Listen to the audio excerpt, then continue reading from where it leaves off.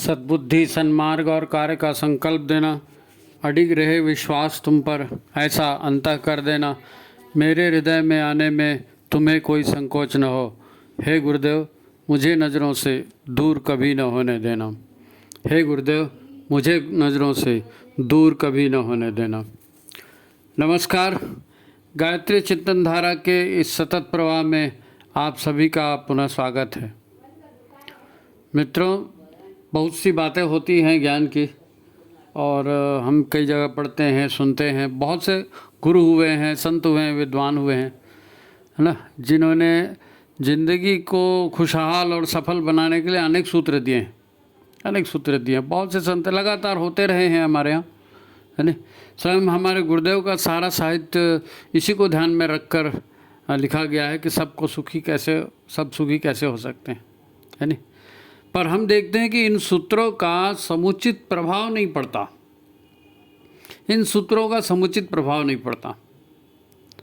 हम अपने को ही उदाहरण मानकर सोचें, जब हम पर कोई मुसीबत आती है तो क्या हम गुरुदेव का साहित्य खोल कर देखते हैं? चलो भाई, ये मुसीबत आ गई तो गुरुदेव का किताब देखा जाए, उन्होंने कहाँ क्या लिखा। ऐसा नहीं होता है। हमको तो उस साहित्य की याद भी नहीं आती जब मुसीबत आती है तो। दरअसल हर व्यक्ति अपने ही चिंतन और अपनी ही भावनाओं के आवेग में होता है। कोई होश में होता है, समझदारी में होता है? नहीं। भावनाओं का बहाव है, भावनाओं की नदियाँ बह रही हैं। इधर से ये भाव आया, हम उसमें बह गए, फिर कोई भाव और आया, फिर उसमें बह गए, है ना। तो भावनाओं के आवेग में जीवन चलते रहता है। सोच समझ के कोई कहाँ जीता है। लोग सिर्फ यही चाहते हैं कि किसी भी तरह से बस ये मुसीबत टल जाए, या हमारी पीड़ा दूर हो जाए, हमारा घाटा है वो पूरा हो जाए। वो उसी बात की जल्दी होती है, समझने से समझाने वाली बात नहीं होती भाई, है? लेकिन ये सामान्य बात नहीं है, ये सामान्य बात नहीं है। क्या होता है देखो, देने वाला तो दे रहा है ज्ञान, संतों ने ज्ञान दिया, गुरु ने ज्ञान दिया, देने वाला दे रहा है, लेकिन लेने वाला रिसीव नहीं कर रहा है तो लेने वाला उसको लेने को ही तैयार नहीं है। कई बार आपने भी देखा होगा कि हम बहुत सी बातें लोगों को बोल देते हैं और लोगों का ध्यान कहीं और रहता है, वो सुनते ही नहीं। अब बाद में फिर उनको बोलो तो अरे हाँ ये ना, हाँ ये तो मैंने सोचा ही नहीं, अरे तो तुम्हारे सामने बोला गया था, अन्य मेरा ध्यान नहीं गया उस समय। तो ये ध्यान कहाँ रहता है? ये भावनाओं के आवेग में इधर उधर भटकते रहता है। इसलिए इस बात को सामान्य मत समझें, यह हमारे सुख दुख से जुड़ा हुआ मामला है। हमारा बहुत बड़ा नुकसान इस बात में हो सकता है। देखो, एक उदाहरण से समझते हैं, संत कबीर जी एक साखी है। संत कबीर जी ने लोक कल्याण के लिए बहुत सारी साखियाँ लिखी हैं, दोहे, अब क्या बोलते हैं उसको, कबीर की साखी कहलाती है भाई। तो ठीक है, कबीर की साखी, दोहा, जो भी बोलो, बहुत सारा लिखा। और एक दोहा जो है वो बड़ा पॉपुलर है, हर किसी को याद है। अब वो दोहा है, दुख में सुमिरन सब करे, सुख में करे न कोई, और जो सुख में सुमिरन करे तो दुख काहे होए। अब सबको मालूम है ये दोहा, सबको मालूम है, याद है सबको। तब बताइए आप सुख में क्या करते हैं? दुख में सुमिरन सब करे, ठीक है, दुख में भगवान का नाम याद किया, गुरु का नाम याद किया। सुख में आप क्या करते हैं? सुमिरन करते हैं गुरु को, भगवान को, सुख के समय। सबको मालूम तो है, पर फायदा क्या है ऐसे मालूम होने का? जो आप कर ही नहीं रहे हो, क्योंकि इस पर किसी ने मनन चिंतन नहीं किया। किसी का मन शांत हो तब कोई इस पर विचार करे ना। मन शांत ही नहीं है, उद्विग्न रहता है, भावनाओं के आवेग में रहता है, तो उधर ध्यान ही नहीं जाता है। ये ध्यान जाना जरूरी ना। सब यही कहते हैं, किसी को सुनाओ तो अरे भाई ये दोहा हुआ मत सुनाओ, है ना, ये मुसीबत आई है, ये कैसे दूर होगी ये बताओ, इतना बता दो बस, मुसीबत दूर कैसे होगी। है तुम्हारे पास कोई समाधान? बात यहाँ आकर के समाप्त हो जाती है। तो ये बड़ा विषय जो है ना, बड़ा रोचक है। हमको क्या करना चाहिए, है ना, क्या करना चाहिए उज्जवल भविष्य के लिए, सुखी होने के लिए। ये साधु संतों ने जो भी अपने को ज्ञान दिया है, ये ज्ञान को हम रिसीव कैसे करें, है ना। इसका अर्थ हमको सही समय पे समझ में कैसे आ जाए या इसका हम लाभ कैसे उठा लें, तो आज इस पर अपन चिंतन करेंगे। आप वीडियो को लाइक कर दीजिए, शेयर कर दीजिए, है ना। जिन्होंने चैनल सब्सक्राइब नहीं किया वो सब्सक्राइब कर लीजिए, तो फिर अपन आगे बढ़ेंगे।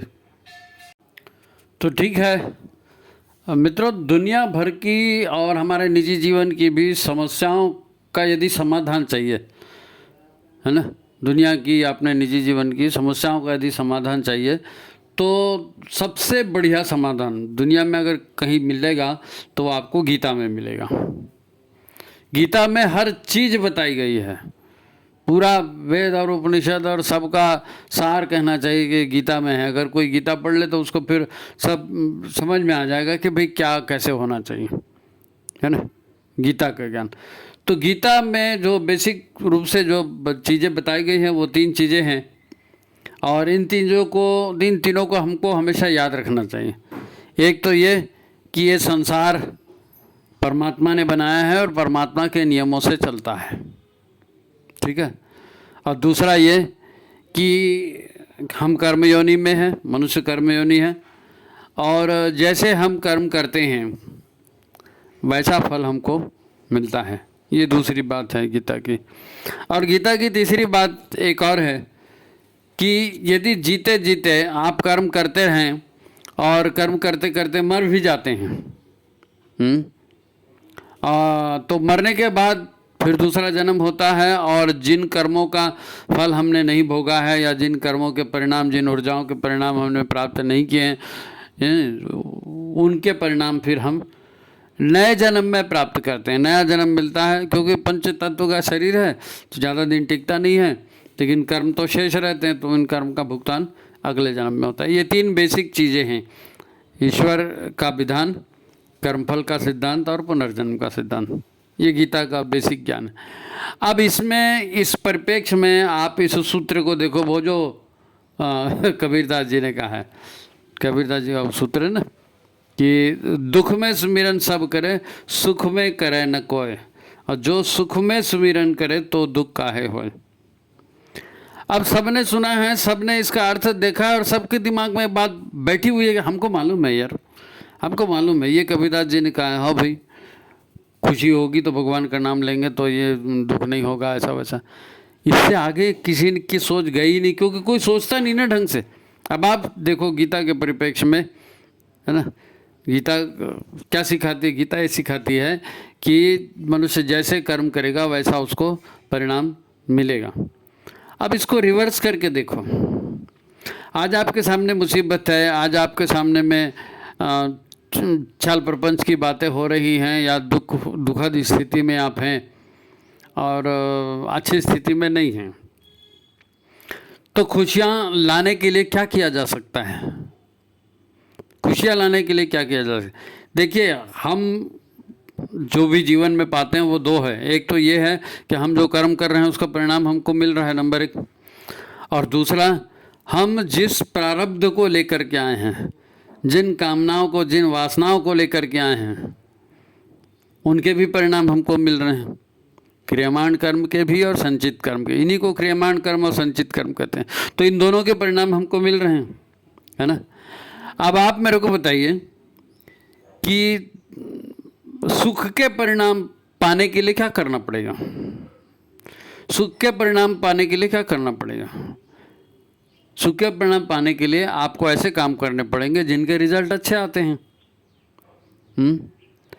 सच्चिंतन करना, सेवा करना, दान देना, यज्ञ करना। भाई आप जो करोगे वही मिलेगा ना। तो आपको अगर भविष्य में पैसा चाहिए तो आप पैसे का दान कीजिए। अगर आपको भूखे नहीं मरना है तो आप अन्न का दान कीजिए। यदि आपको समस्याओं में नहीं उलझना है तो आप ज्ञान बांटिए। जो देंगे वही मिलेगा ना। ज्ञान बांटेंगे ज्ञान मिलेगा, अन्न बांटेंगे अन्न मिलेगा, धन बांटेंगे धन मिलेगा। आप भाई यही तो बात थी ना, कर्म के सिद्धांत के हिसाब से यही था ना, जो आप कर्म करेंगे वही मिलेगा। तो जो संसार में वही तो लौट के आता है आपके पास जो आप दूसरे को देते हैं। अब इसी को कबीरदास के सूत्र से मिलाइए। कबीरदास जी ने क्या कहा है?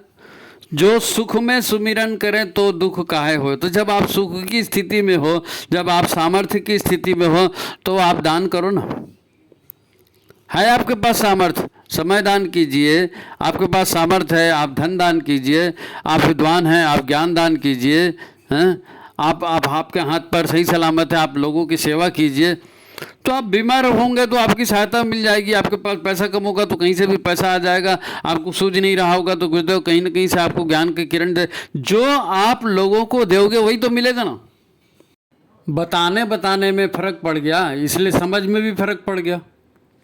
नहीं, ध्यान से सुनिए। और आप फ्री होकर सुन रहे हैं, आप भावनाओं के आवेग में नहीं हैं और फ्री होकर करके सुन रहे हैं, इसलिए आपको समझ में आ रहा है कि हाँ यार ये तो बड़ा ईजी है, हमको बड़ा ईजी है। हमको गेहूं की फसल चाहिए तो गेहूं बोना पड़ेगा, पपीते की फसल चाहिए तो पपीता बोना पड़ेगा, आम की फसल चाहिए तो आम बोना पड़ेगा। तो हम बो क्या रहे हैं, वही हमको मिलेगा। सूत्र वही है जी, सूत्र वही है। गीता में भी वही कहा है, कबीरदास जी ने भी वही कहा। हमारा ध्यान नहीं रहता ना, हमारी खोपड़ी इधर उधर घूमते रहती है भावनाओं विचारों में, इसलिए हमको समझ में नहीं आता है। हमारे चेतन मन में हमेशा यही बात लगी रहती है कि भी मेरे को तकलीफ नहीं होनी चाहिए, मेरा घाटा नहीं होना चाहिए, मेरा नुकसान नहीं होना चाहिए। अब ये बात दिमाग में रहती है ना। और मुझको नहीं होना चाहिए, तो जब मुझको तकलीफ होती है या मुझको घाटा होता है तो प्रश्न फिर दिमाग में ये आता है कि भैया ये कहाँ से आया। अच्छा, अमुक ने किया, तो हमको लगता है कि उसने मेरा घाटा कर दिया या उसने मेरे को तकलीफ दिया या उसने। अब हम ये क्यों होती है ये मनस्थिति? ये मनस्थिति इसलिए होती है कि अहम भाव रहता है। मुझको घाटा हो गया ना, मुझको घाटा इसने दिया, मतलब ये तो मैं और तू का ही तो झगड़ा होगा हमेशा, मैं और तू का ही झगड़ा होगा। जब हमारा कर्म फल पर विश्वास होगा, हमको मालूम होगा कि आज मैं जिस स्थिति में हूँ, है ना। जैसे अपन खेत की बात कर रहे हैं ना कि भाई गेहूँ चाहिए तो गेहूँ बोइए, पपीता चाहिए तो पपीता बोइए। लेकिन बाबा खेत आपको कैसा मिला है? खेत तो आपको मिला ही नहीं है। आपको बंजर ज़मीन मिली है, आपको पथरीली ज़मीन मिली है, आपको उबड़ खाबड़ ज़मीन मिली है और उसमें आप खेती कर नहीं सकते। यही तो होता है ना, यही होता है। तो फिर तो ये मिली है, ये सत्य है, और इस सत्य के लिए किससे झगड़ा करने जाओगे? जो परिस्थितियाँ आज हैं ना, वो मिली हुई हैं, विधाता के नियमों से मिली हुई है, कुदरत के नियमों से मिली हुई है, परमात्मा के नियमों से मिली हुई है। परमात्मा ने संसार बनाया है, उसकी व्यवस्था से आपको ये मिला है, तो आपने कुछ किया होगा तभी ऐसा मिला है ना। तो आज के लिए हम दूसरे को बोलेंगे कि इसने ऐसा किया। भाई आपका जन्म भी इसीलिए हुआ है कि जिससे लिया था उसको वापस करेंगे, और जो आपको देने वाला, जिसको आपने दिया होगा वो आपको दान देगा, इसीलिए तो जन्म मिला है। तो आज अगर दुख मिले हैं तो कर्मों के परिणाम स्वरूप मिले। अगर सामने वाला बंदा नहीं देगा, कोई और दे देगा, वो नहीं देगा, कोई और दे देगा। जिससे आपके कर्जा लिया है वो तो मांगेगा ही मांगेगा। अब आपको कर्जा मांगने वाला दुश्मन लगेगा तो ये तो गलत बात है, ये तो गलत बात है। हमारा हम अहम के प्रभाव में रहते हैं और इसलिए सत्य हमें समझ में नहीं आता। मेरा इसने नुकसान कर दिया, मैं आ गया ना, और इसने आ गया, ये आ गया, तो मेरा और तेरा यही तो झगड़ा होता है। इसलिए क्या है कि जो भी स्थिति है, तुलसीदास जी ने कहा, जाहि विधि राखा है राम ताहि विधि रहिए, ताहि विधि रहिए। तुलसीदास को भी मालूम है कि भैया दुख में रहना कितना कठिन होता है। मूर्ख थोड़ी है तुलसीदास, उनको मालूम है कि दुख में रहना कठिन।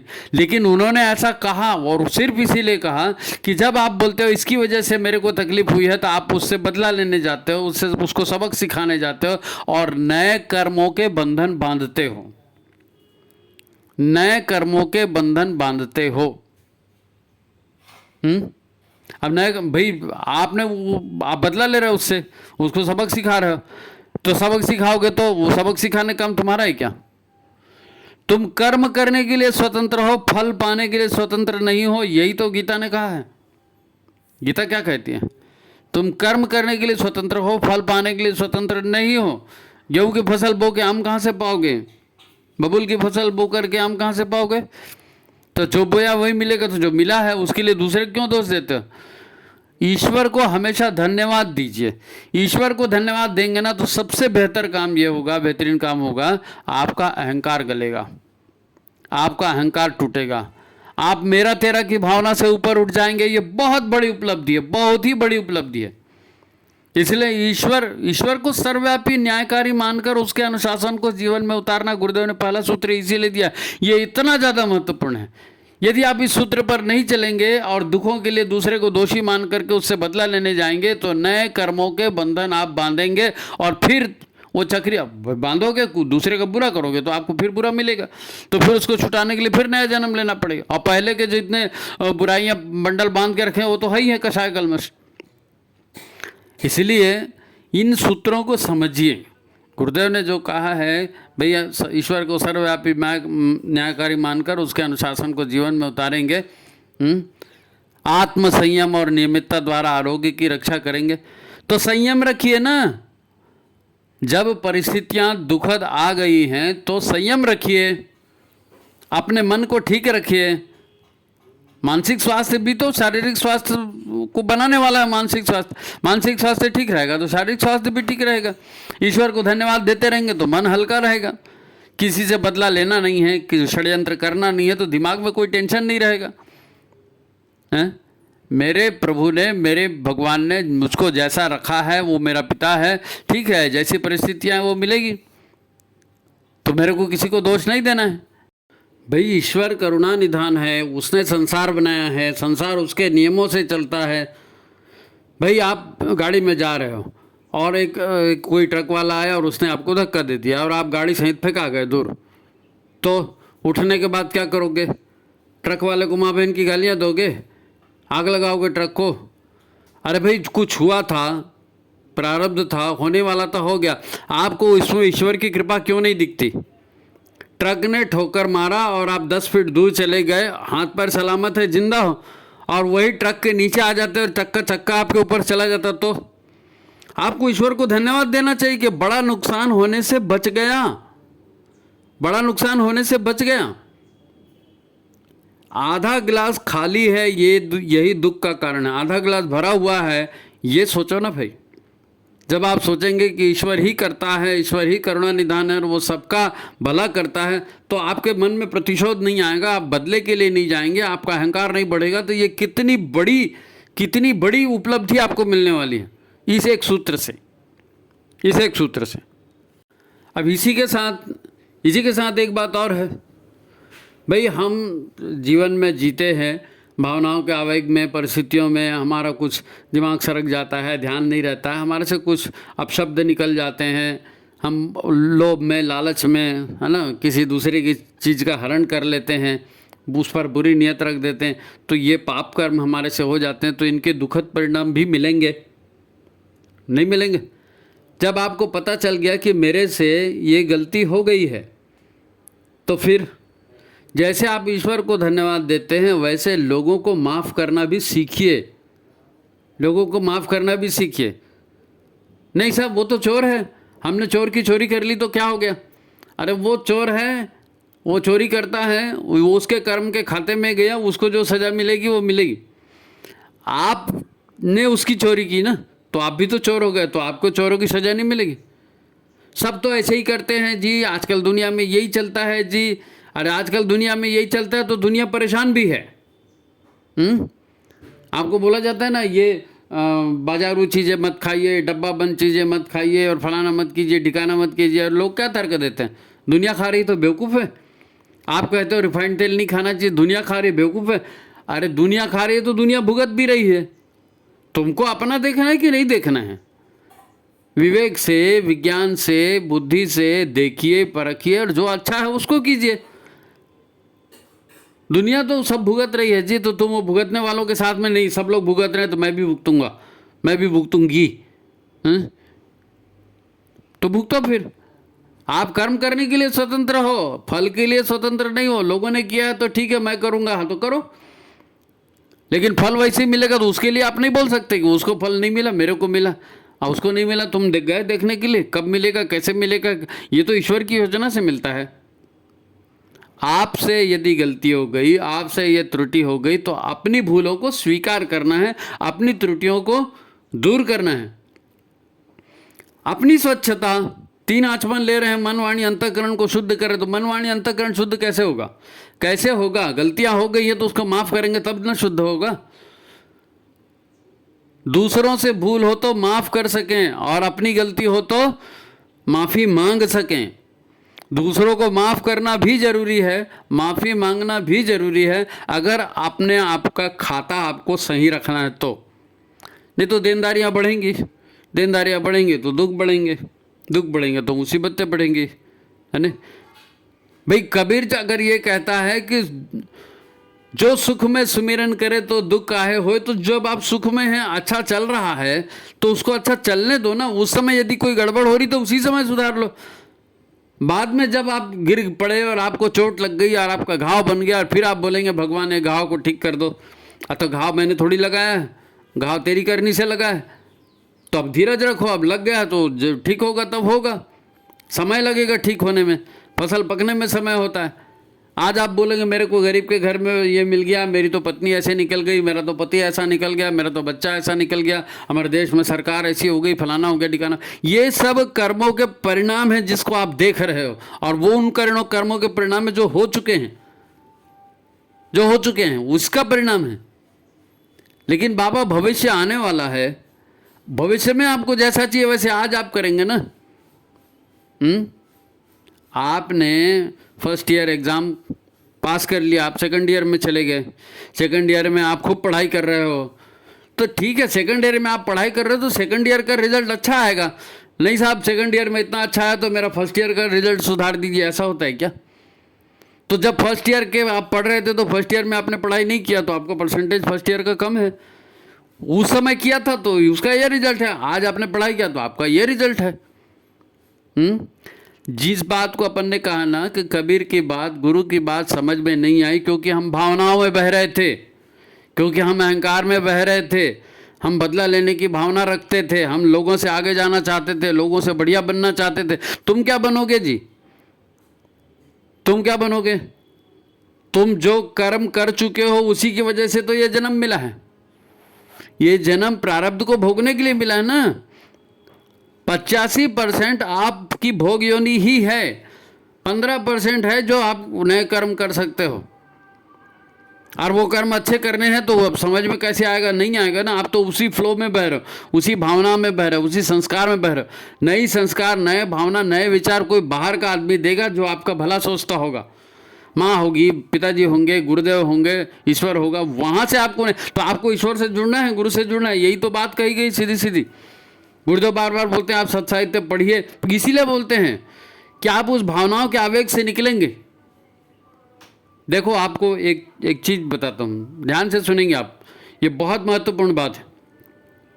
आप सब गायत्री मंत्र का जाप करते हैं, क्यों करते हैं? क्यों करते हैं? गुरुदेव ने कहा इसलिए करते हैं। कषाय कलमश काटने के लिए करते हैं। क्यों करते हैं? आप जानते हैं क्यों करते हैं, मैं इस पर बात नहीं करता। मैं आपको एक दूसरा प्रॉफिट बता रहा हूँ, दूसरा प्रॉफिट बता रहा हूँ। गायत्री मंत्र का जाप कर रहे हैं, ओम नमः शिवाय जाप कर रहे हैं, राम राम का जाप कर रहे हैं, जो भी आप कर रहे हैं, क्या होता है? हमारे विचारों का, हमारे भावनाओं का एक प्रवाह है ना।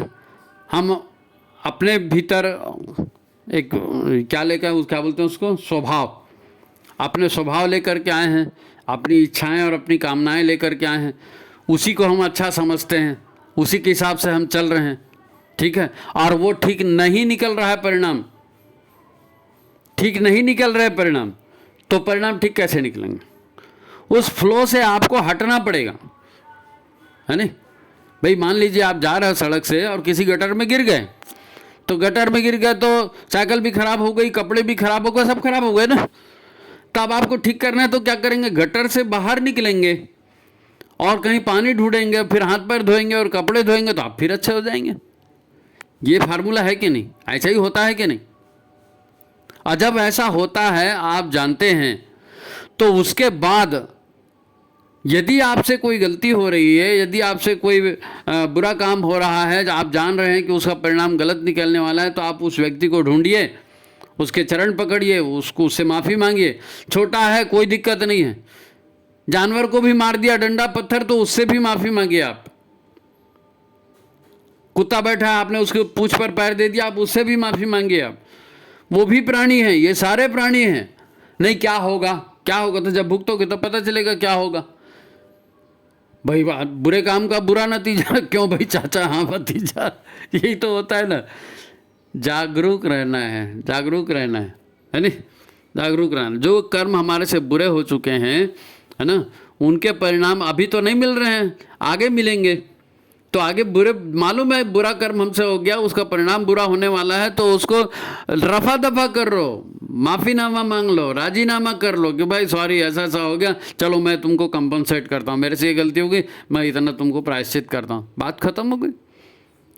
बुरे कर्मों को जब वो बीज रूप में है उसी समय आप नष्ट कर रहे हो ना, नहीं, बुरे कर्म जो बीज रूप में है उसी को नष्ट कर रहे हो, तो इससे बढ़िया अकलमंदी की बात और क्या हो सकती है। लेकिन इसके लिए जागरूक रहना पड़ेगा, जागरूक रहना पड़ेगा। जब हम जाप करते हैं तो क्या करते हैं, अपन जाप की चर्चा कर रहे थे ना, जाप करते हैं तो क्या होता है, हम जिन भावनाओं में, जिन मनोदशा में जी रहे हैं, आप रात को सोते हैं तो कल मेरे को क्या करना है ये हो जाता है, आप जाप के लिए बैठते हैं तो जाप के बाद क्या करना है, हाँ 2 रोटी नाश्ता करूंगा, फिर मैं वहाँ जाऊँगा, फिर उसको ये बोलूँगा, यही सब दिमाग में चल रहा होता है ना, यही सब तो जाप करते समय आता भी है। तो जब आप जाप का जो भी आपका मंत्र है उस मंत्र को बोल रहे हैं और उस मंत्र पर ध्यान लगा रहे हैं, तो क्या हो रहा है, वहाँ से आपका ध्यान कट रहा है और गायत्री पर ध्यान लग रहा है, गुरुदेव पर ध्यान लग रहा है, सूर्य पर ध्यान लग रहा है, शंकर जी पर ध्यान लग रहा है, राम भगवान पर ध्यान लग रहा है, उनके चरित्र पर ध्यान लग रहा है, उनके गुण पर ध्यान लग, ये ध्यान लगाना जरूरी है, लगाइए, तो आप उस फ्लो से बाहर आएंगे। वो जो प्रवाह दिमाग में चल रहा है ना, उस दिमाग को प्रवाह से बाहर आएंगे।